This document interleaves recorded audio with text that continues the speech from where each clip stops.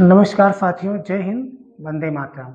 आपका स्वागत है आपके अपने YouTube channel zero to hero A to Z पर। मित्रों, हम पिछले वीडियो में हमने सेंटेंस के बारे में बताया था कि ये दो पार्ट्स में होते हैं। एक होता है सब्जेक्ट और एक होता है प्रेडिकेट। पटीदार में गांव में अगर किसी से झगड़ा हो जाए तो आगे कौन है? डिटरमाइनर। तो सब्जेक्ट के बारे में हम लोग पहले वीडियो में पढ़ चुके हैं। आज का हमारा टॉपिक है प्रेडिकेट। आज हमें पढ़ना है प्रेडिकेट के बारे में। प्रेडिकेट क्या होता है? जो कुछ सब्जेक्ट के बारे में जो भी बोला जाए या कहा जाए वो हमारा प्रेडिकेट होता है। जैसे अगर हम कहें he is going to school, he is going to school. अब पिछले वीडियो में हमने बताया था कि ही जो होता है ये हमारा होता है सब्जेक्ट, ये हमारा सब्जेक्ट हो जाता है। इज जो होता है ये हमारा वर्ब हो जाता है, हेल्पिंग वर्ब। आप इसे हेल्पिंग वर्ब समझिए या सिर्फ और सिर्फ वर्ब समझिए। ये हमारा मेन वर्ब हो जाता है। टू हमारा प्रीपोजिशन हो जाता है और स्कूल हमारा ये कॉम्प्लीमेंट हो जाता है, ये हमारा कॉम्प्लीमेंट। तो हम पिछले वीडियो में सिर्फ और सिर्फ सब्जेक्ट के बारे में हमने पढ़ा था। आज हम पढ़ेंगे प्रेडिकेट। तो प्रेडिकेट के भी जो है 3 पार्ट्स होते हैं। एक होता है हमारा वर्ब होता है, दूसरा ऑब्जेक्ट होता है और तीसरा बचता है कॉम्प्लीमेंट। अब वर्ब क्या होता है? वर्ब आप सिंपली समझ लीजिए, वर्ब कोई भी होगा तो वर्ब टेक्स एन एक्शन। इसका मतलब क्या हुआ कि हमारे जितने भी वर्ब हैं वो सब में एक्शन होता है। और अगर हिंदी में हम इसका अर्थ निकालें तो जितने भी वर्ब होंगे सब में लास्ट में ना लगा होता है। एज फॉर एग्जाम्पल, उठना, बैठना, सोना, गाना, नाचना, दुनिया के जितने भी वर्ब हैं उसमें अगर हम ना लगाएंगे तो उसका मीनिंग जो है बना रहता है। अगर हम किसी अदर में लगा देंगे तो नहीं बनेगा। मान लीजिए अगर एग्जाम्पल के लिए किसी का नाम मोहन है, अगर किसी का नाम मोहन है, अगर हम इसमें ना लगाते हैं तो ये क्या हो जाएगा? मोहन्ना हो जाता है। अगर किसी का नाम राधा है, अगर हम राधा में लगाएं तो क्या हो जाता है? राधाना हो जाता है। लेकिन अगर हम किसी भी वर्ब में लगाएंगे, लिखना, पढ़ना, उठना, बैठना, सोना, जागना, जितने भी वर्ब हैं सब में ना लग जाता है। और वर्ब हमारे कितने टाइप्स के होते हैं ये इसका भी लंबा टॉपिक है, तो हम इस पर जो है दूसरे दिन दूसरा वीडियो बना देंगे, आप लोग उसको जरूर देखिएगा। आज हम बात करते हैं ऑब्जेक्ट की। तो जो हमारा ऑब्जेक्ट होता है वो दो होता है, एक होता है हमारा इनडायरेक्ट ऑब्जेक्ट और दूसरा होता है डायरेक्ट ऑब्जेक्ट। अब ये इनडायरेक्ट ऑब्जेक्ट क्या होते हैं और डायरेक्ट ऑब्जेक्ट क्या होता है? इनडायरेक्ट ऑब्जेक्ट 100% आपको लिविंग मिलेगा और डायरेक्ट ऑब्जेक्ट आपको नॉन लिविंग मिलेगा। जैसे द टीचर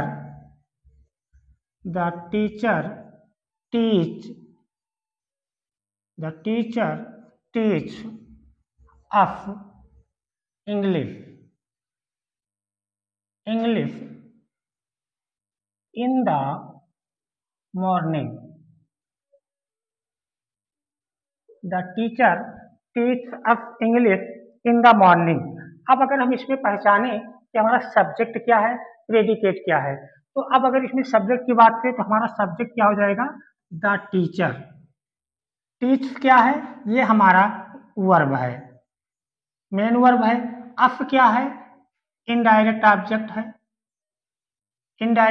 है। और इंग्लिश क्या है? ये हमारा डायरेक्ट ऑब्जेक्ट है। और इन द मॉर्निंग ये हमारा कॉम्प्लीमेंट हो गया। अच्छा, अब इसे पहचानेंगे कैसे? इसका कॉन्सेप्ट क्या है?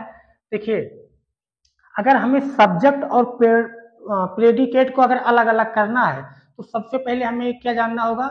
हमें इसका की पॉइंट पकड़ना है कि इसका की पॉइंट है कहाँ। और की पॉइंट आपको सबसे पहले मिलता है वर्ब में।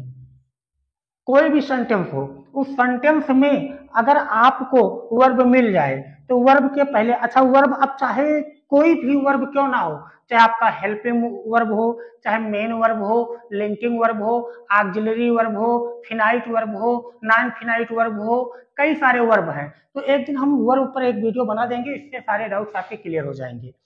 तो अब हमें पकड़ना क्या है, की पॉइंट हमारा वर्ब कहाँ पे है, तो वर्ब टीच, और हमने कहा था हिंदी में अगर आप सेंस लगाएंगे तो ना जरूर निकल कर आएगा। टीच मीन्स पढ़ाना।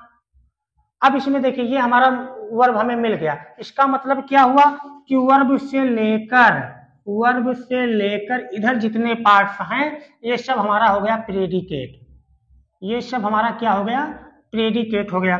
और वर्ब से पहले जो कुछ भी आपको मिलता है ये हो जाता है आपका सब्जेक्ट, इधर हो जाता है हमारा सब्जेक्ट। वर्ब से पहले यही की पॉइंट है इसका, वर्ब से पहले जो भी होगा हमारा सब्जेक्ट, और वर्ब से लेकर जितने भी हैं वो सेंटेंस कितना भी बड़ा क्यों ना हो वो हमारा होगा प्रेडिकेट। अब दूसरी बात, ये टू पार्ट्स में डिवाइड है, एक तो इनडायरेक्ट ऑब्जेक्ट, दूसरा डायरेक्ट ऑब्जेक्ट। अब इसे कैसे पहचानेंगे कि डायरेक्ट ऑब्जेक्ट क्या है और इनडायरेक्ट ऑब्जेक्ट, तो देखिए इसका सिंपल सा लॉजिक है, आप जो है सिर्फ एक क्वेश्चन कर लिया करिए सेंटेंस में वर्ब से। क्या करेंगे, अगर इनडायरेक्ट आपको पता करना है तो आप हिंदी में किसको से क्वेश्चन कर लेंगे, और अगर डायरेक्ट ऑब्जेक्ट है तो इसमें आप क्या से प्रश्न करेंगे। जैसे अब हमने कहा इस सेंटेंस को हम पढ़ेंगे, the teacher teach us English in the morning, सुबह जो है टीचर हमें इंग्लिश पढ़ाते हैं। तो अब हम कहेंगे सुबह टीचर हमें क्या पढ़ाते हैं, सुबह टीचर हमें क्या पढ़ाते हैं, तो जवाब क्या मिला हमें, इंग्लिश पढ़ाते हैं। क्या पढ़ाते हैं, इंग्लिश। तो ये हो गया हमारा डायरेक्ट ऑब्जेक्ट। दूसरा, टीचर किसको टीचर इंग्लिश किसको पढ़ाते हैं, तो जवाब क्या मिला, हमें पढ़ाते हैं। टीचर किसको इंग्लिश पढ़ाते हैं, हमें पढ़ाते हैं। तो ये हमारा क्या हो गया, इनडायरेक्ट ऑब्जेक्ट। दूसरा, अगर हम दूसरा सेंटेंस लिखें, अगर ऑब्जेक्ट पहचानना है, जैसे सरिता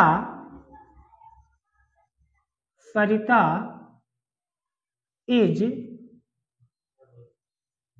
going to school, Sarita is going to school. अब देखिए इसमें ऑब्जेक्ट हमारा क्या है, ये सरिता वर्ब से पहले ये हमारा क्या हो गया, ये सब्जेक्ट हो गया, और इधर का पार्ट हमारा क्या हो गया, प्रेडिकेट हो गया। अब इसमें अगर हम वर्ब से क्वेश्चन करें, सरिता किसको जाती है, कोई जवाब मिला, नहीं मिला। सरिता क्या जाती है या सरिता स्कूल क्या जाती है, तो कोई जवाब आपको नहीं मिला। तो इसमें जो है हमारा क्या हुआ, कोई भी ऑब्जेक्ट नहीं है। ये आप लोग स्कूल, इसको देखकर आप ऑब्जेक्ट मत मान लेना कि ये हमारा जो है ऑब्जेक्ट है।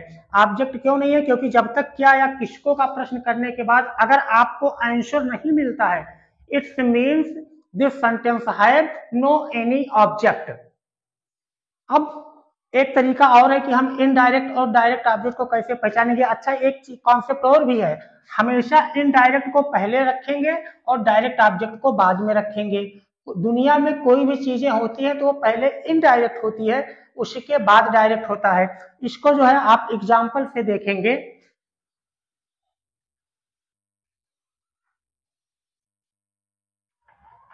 देखिए एक सेंटेंस हम लिख रहे हैं, ही gave me a पेन, उसने मुझे एक पेन दिया। अब देखिए यहां पर भी क्या है, जो हमारा इनडायरेक्ट ऑब्जेक्ट है, उसने मुझे क्या दिया, जवाब क्या मिला, पेन।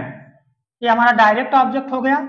उसके बाद उसने पेन किसको दिया, जवाब मिला मुझे दिया, उसने पेन मुझे दिया, ये आपका हो गया इनडायरेक्ट ऑब्जेक्ट। अच्छा, ये इनडायरेक्ट होते क्यों हैं, आप मान लीजिए कि कहीं पर जो है दो रिश्तेदार हैं, ये 3 रिलेटिव्स हैं, अब देखिए इनडायरेक्ट पहले क्यों आता है।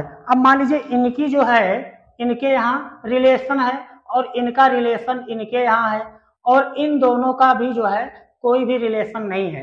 अब आप देखते हैं कि अपने यहाँ शादी विवाह पड़ता है या कोई फंक्शन होता है तो बहुत से लोग अपने रिलेटिव्स के यहाँ जाते हैं और वहां पर क्या होता है, देखते हैं कि फिर घर वाले बात करते, भैया देखो कहीं कोई लड़का हो कोई लड़की हो तो बताओ हमें शादी विवाह करना है। तो वो लोग कहते हैं ठीक है कोई बात नहीं, एक तो है हमारे रिलेशन में, आप उनसे बात कर लीजिए, हम उनसे पूछ कर बताते हैं कि वो शादी अभी करेंगे या नहीं करेंगे। अब मान लीजिए कि इनके यहाँ कोई लड़की है, इनके यहाँ कोई क्या है, लड़की है और इनके यहाँ कोई लड़का है। अब क्या होगा, ये इनसे भी बात करेंगे और यही बात इनसे भी करेंगे।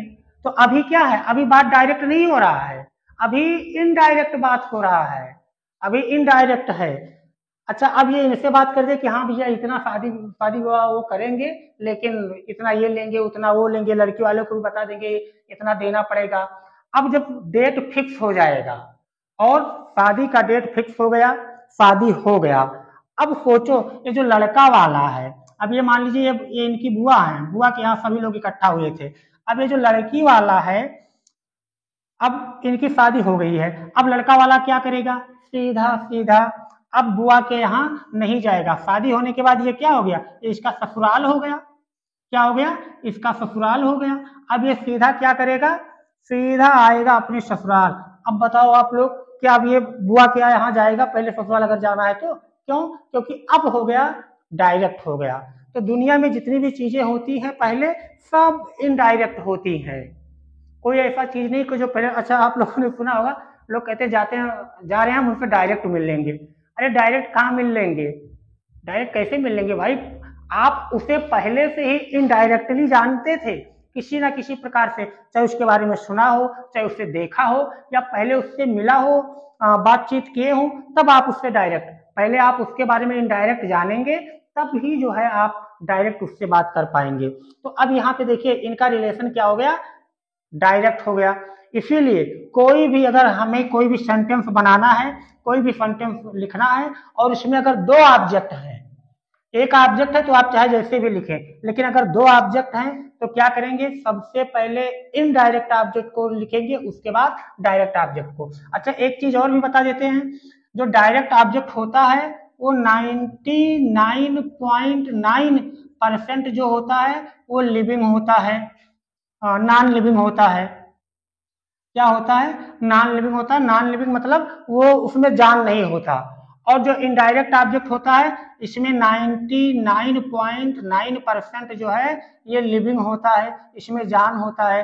जैसे एग्जांपल से देखिए, he gave me a pen, उसने एक पेन दिया। अब पेन बताइए इसमें जान है कि नहीं है, आप कहेंगे नहीं पेन में तो कोई जान नहीं होता।